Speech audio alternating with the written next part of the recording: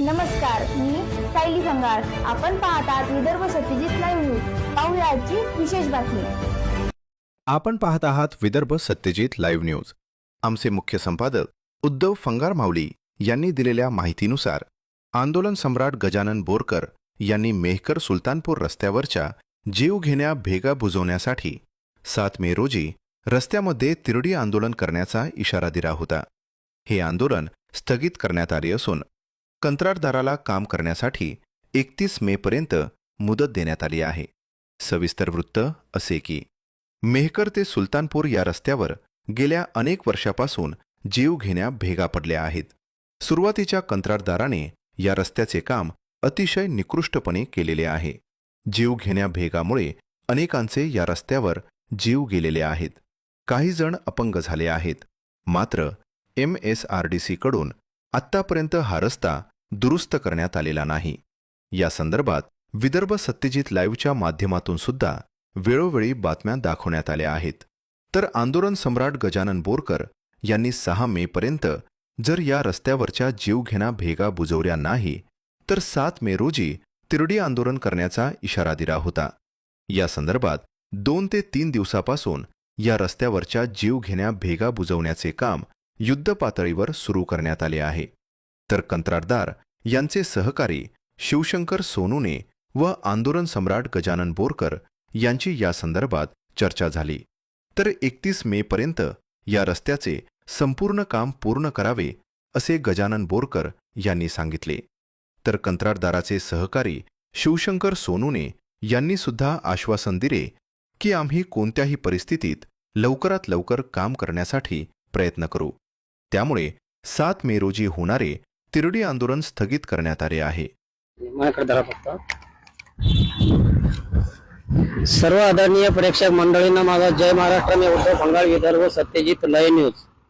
मेहकर सुलतानपूर रोडवर आहे मी आता. गेल्या 3-4 वर्षापासून जो रस्ता चर्चेमध्ये आहे, अनेकांचे मृत्यू सुद्धा झालेले या ठिकाणी आणि काही अपंग लोक सुद्धा पडलेले आहेत. चिरा भरण्याचं काम चालू आहे. चिरा भरल्या पाहिजेत, कारण मोठमोठ्या चिरा येतात. त्या मोटरसायकलचं जे चाक आहे, पूर्ण चाक त्या चिरामध्ये जात होतं. 6 ते 7 वेळेस आपण बातमी दाखवली होती. सुलतानपूरच्या पुलावर सुद्धा खड्डे होते. जे कंत्राटदार आहेत त्यांच्याकडे जे मेंटेनन्सचं काम आहे, तर हे काम 4-6 महिन्यापासून किंवा एखाद्या वर्षापासून आलेलं आहे. बहुतेक नक्की काय आपल्याला माहिती नाहीये. मात्र जेव्हापासून त्याच्याकडे काम आलेलं आहे तेव्हापासून त्यांनी हळूहळू का होईना पण कामाला सुरुवात केलेली आहे. गजानन बोरकरचे इथं आंदोलन सम्राट तुम्ही पाहिलं असं नाव बी ओळखीचं आहे. तुमच्या काही सांगायचं जास्त काही काम नाही. त्यांनी एक आंदोलनाचा इशारा दिला होता. एक 8-10 दिवस झाले त्या गोष्टीला. आणि तिरडी आंदोलन करणार उद्या 7 मेला. जसं ते निवेदन त्या ऑफिसला गेलं तसं कंत्राटदार असेल, अधिकारी असेल किंवा त्यांचे कर्मचारी जे काही मंडळी असेल त्यांनी त्या निवेदनाची दखल घेऊन एक 5-6 दिवसापासून या चिरा भरण्याचं काम सुरू झालेलं आहे. बाकीचं जे आपण काय म्हणतो किंवा थिगळं मारणं, काय थिगळं वगैरे किंवा काय ते पॅच म्हणतात त्याला, ते पॅच मारण्याचं काम सुद्धा त्यांचं 1-2-2.5 महिन्यापासून चालू आहे. चिंचोली बोरेच्या पुढे पेट्रोल पंपाचं काम झालेलं आहे. नंदुभाऊ बोरे यांच्या तिथं बी पॅच मारण्याचं झालेलं आहे.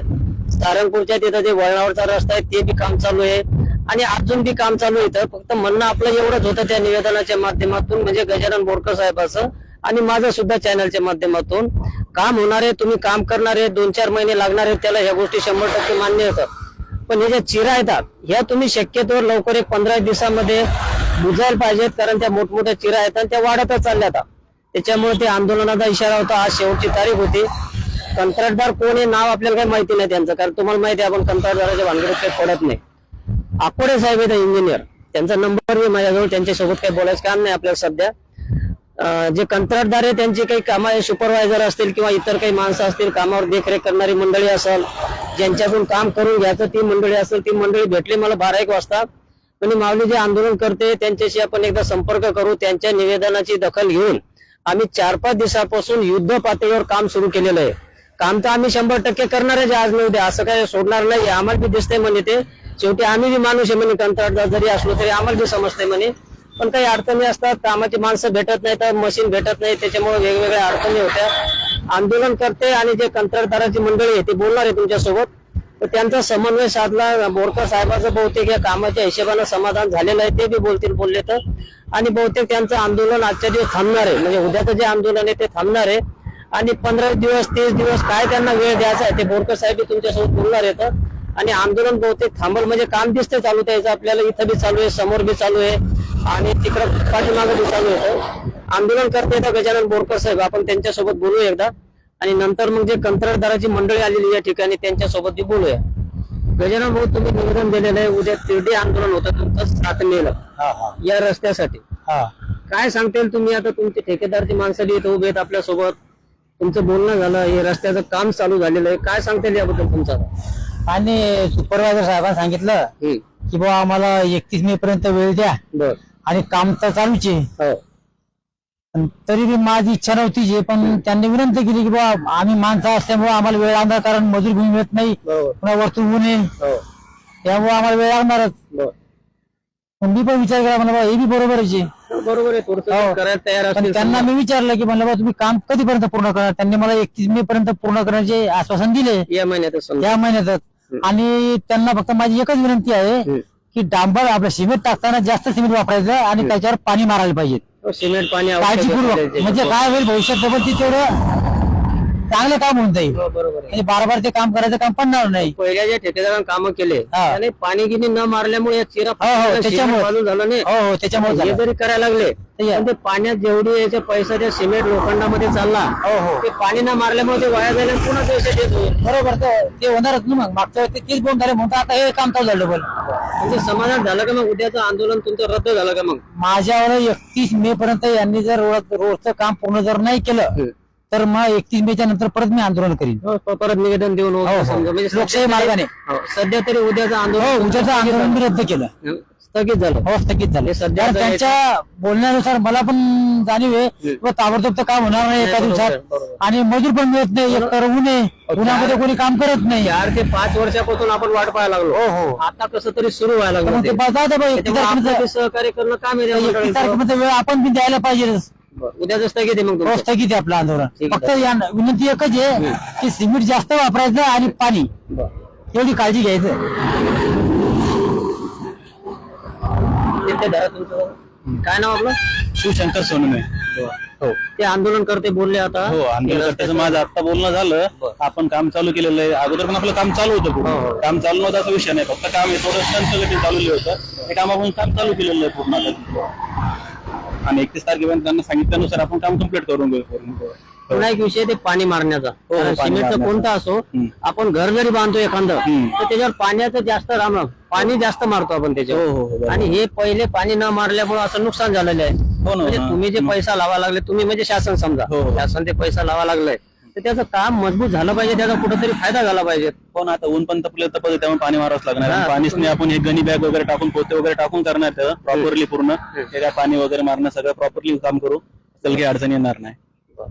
समजा 31 पर्यंत नाही झालं तर मग ते पुढे आंदोलन करतील.